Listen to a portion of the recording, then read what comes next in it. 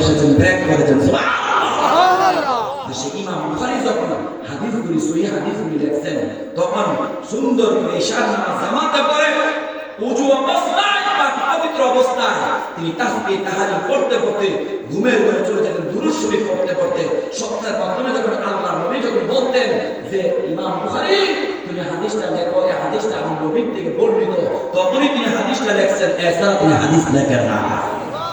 আর সেই ব্যক্তি বলছেন আমি যখন বুখারী দেখতে হাদিসটা দেখতে যাই, ইসমাইল মুহাম্মদ বুখারী রাহমাতুল্লাহ আলাইহি বলেন আমি তখন নবীজির নামটা কিপন ভাবে বখিলতা ভাবে কার্পণ্য ভাবে দেখবো না, তখন বুখারী শরীফের মূল হাদিসের ইবারতের মধ্যে তিনি লিখছেন সাল্লাল্লাহু আলাইহি ওয়াসাল্লাম।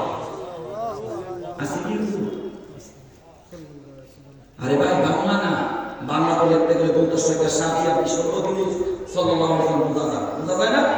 অনেক কিতাবের মধ্যে সব নাম ইয়া দিয়ে বোঝা যায় সংক্ষিপ্ত সাল্লাল্লাহু আলাইহি ওয়াসাল্লাম, কিন্তু তিনার কিতাবে তিনি বলতে চাচ্ছেন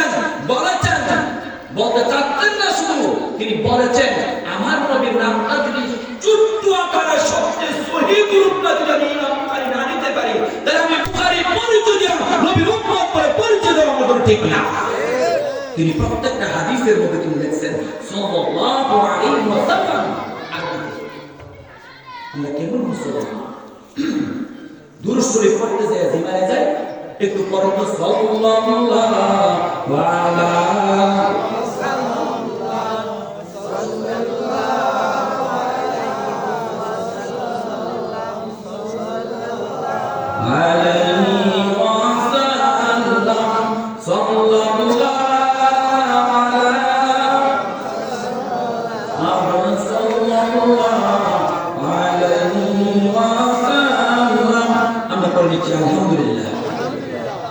প্রিয় এলাকাবাসী সূরাতুল হুজুরাত সেটা অপকর্মের কারণ এর প্রেক্ষাপট সংক্ষিপ্তভাবে বলছি। নবী সাল্লাল্লাহু আলাইহি ওয়াসাল্লাম যখন মদিনাতে ঢুকলেন, মদিনাতে ঢুকে কাবা মদিনার মসজিদ তৈরি করার আগে তিনি সর্বপ্রথম ঢুকলেন মসজিদে কুবা, দেখানো হয়েছে প্রথম মসজিদ সেই জায়গার মধ্যে। সুবহানাল্লাহ সুবহানাল্লাহ।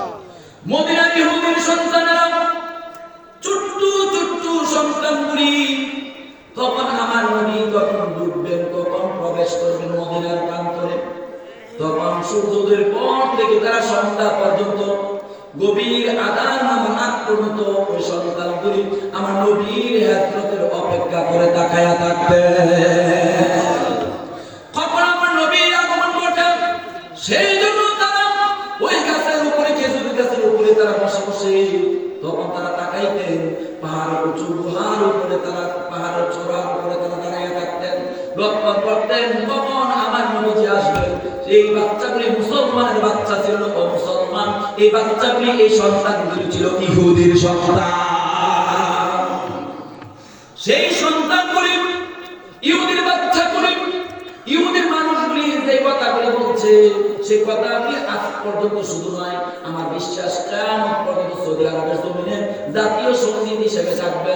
তোরা আল বাদরু আলাইনা মিন সানিয়াতিল বিদাই ওয়াজাবা শুকরু আলাইনা মাদায়া লিল্লাহি হিদাই। আল্লাহু আকবার। ইহুদির সন্তানেরা এই কবিতা লিখছেন, যে ইসলামী গান বানাইছেন, আমার নবীর শানে মানে যেই ধরনের কাব্য তৈরি করেছেন আল্লাহ তাআলা সেটা পছন্দ করে সেটা সৌদি আরবের জাতীয় সঙ্গীত বানিয়ে নিয়েছেন। ও মুসলমান, আমরা একটু গভীর মনোযোগ দিই।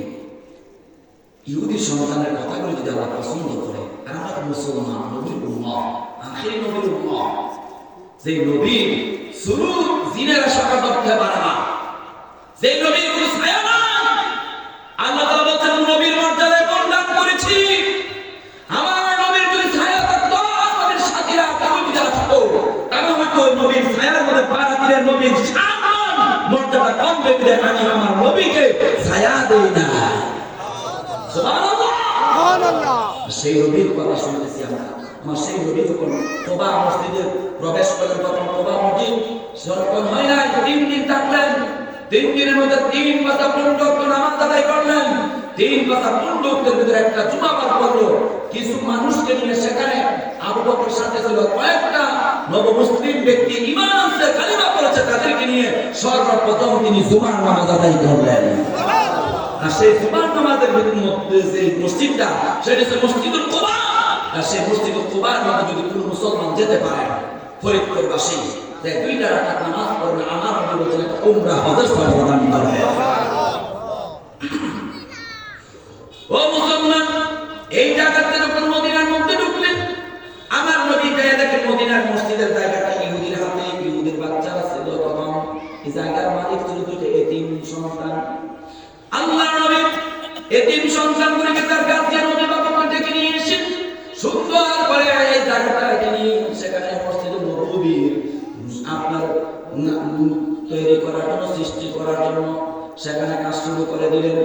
এবার কাজ করতে দেয় আল্লাহর রাস্তে পাশে একটু জায়গা রাখলেন, সেই জায়গাটার নাম হচ্ছে হুজরা। মসজিদের পাশে একটু জায়গা রাখলেন, এটার নাম হচ্ছে হুজরা। সবাই বলেন সুবহানাল্লাহ। আমরা প্রায় সময় দেখি মসজিদের ইমাম সাহেব, মুয়াজ্জিন সাহেব হুজরা শরীফ আছে না নাই? হুজরা শরীফ আছে কি নাই? এটা এই হুজরা থেকে নাম হয়েছে। এই হুজরা শব্দটার অর্থ হচ্ছে ছোট, অল্প কম। কিতাবের মধ্যে আসলে বিভিন্ন তাফসীরের মধ্যে বর্ণনা এসেছে 4 কোণা বিশিষ্ট যে ঘরটা, সেটার নাম হচ্ছে হুজরা। সুবহানাল্লাহ। সেই ঘরটা বড় ছিল না, ছোট্ট একটা কক্ষ, একটা রুমের মতো। সেই ঘরের মধ্যে আমার নবী অবস্থান করতেছিলেন।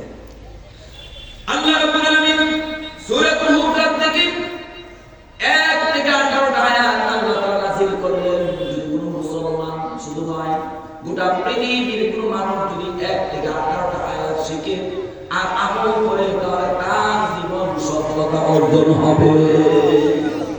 1 নম্বর আয়াত আল্লাহ রাব্বুল আলামিন বলেন, ইয়া আইয়ুহাল্লাযীনা আমানু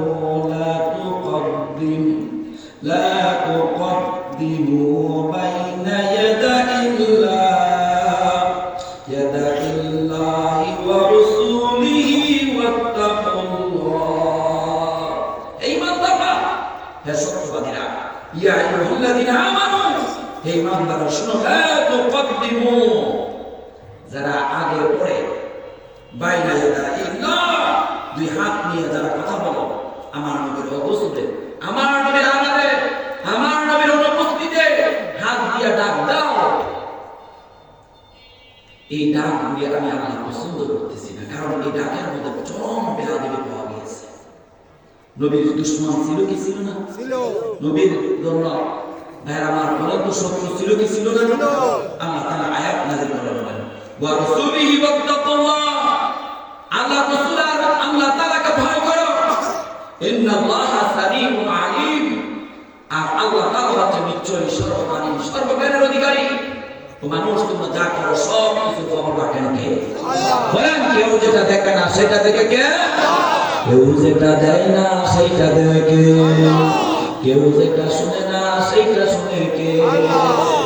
ও মুসলমান, একটু পরিবর্তন হন, কোরআন দিয়ে রাষ্ট্র গঠন করার চেষ্টা করেন, কোরআন দিয়ে সমাজ গড়ার চেষ্টা করেন, কোরআন দিয়ে পরিবার গড়ার চেষ্টা করেন।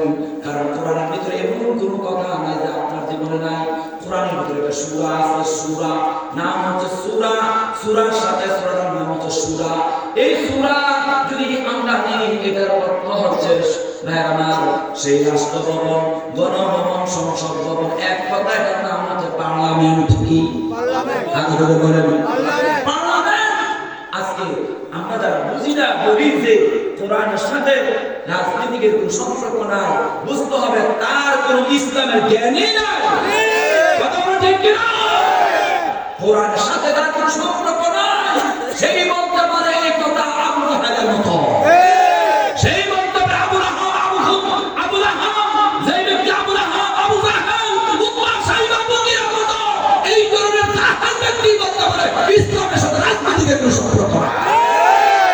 মুসলমান, আপনাদের জন্য আজকে কিছু কথা বলে যাচ্ছি, ভালো লাগা খারাপ লাগো, শুধু ব্রাহ্মণবাড়িয়া থেকে আসছি, কোরআনের মেসেজ দিয়ে যাচ্ছি।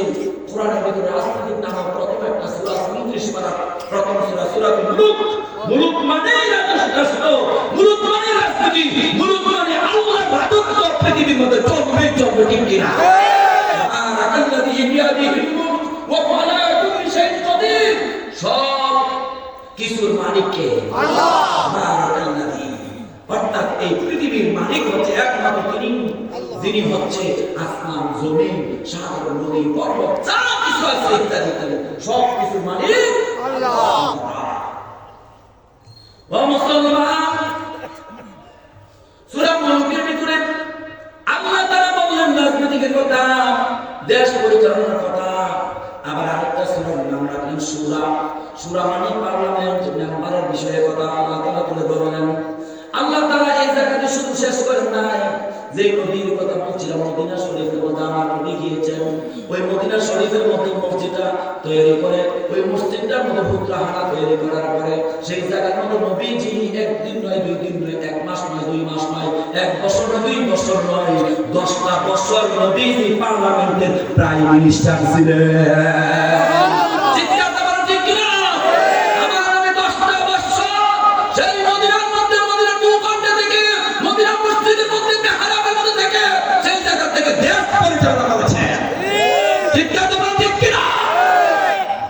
আজকে এই জাতিকে সচেতন হতে হবে। যারা সচেতন আলহামদুলিল্লাহ, যারা সচেতন নয় দল মত নির্বিশেষে আমি দাওয়াত দিয়ে যাচ্ছি, আসুন আমার নবীজি যে 10টা বছর দেশ চালাইছেন সেই নবীজির পথ হল আসল পথ, ঠিক কিনা?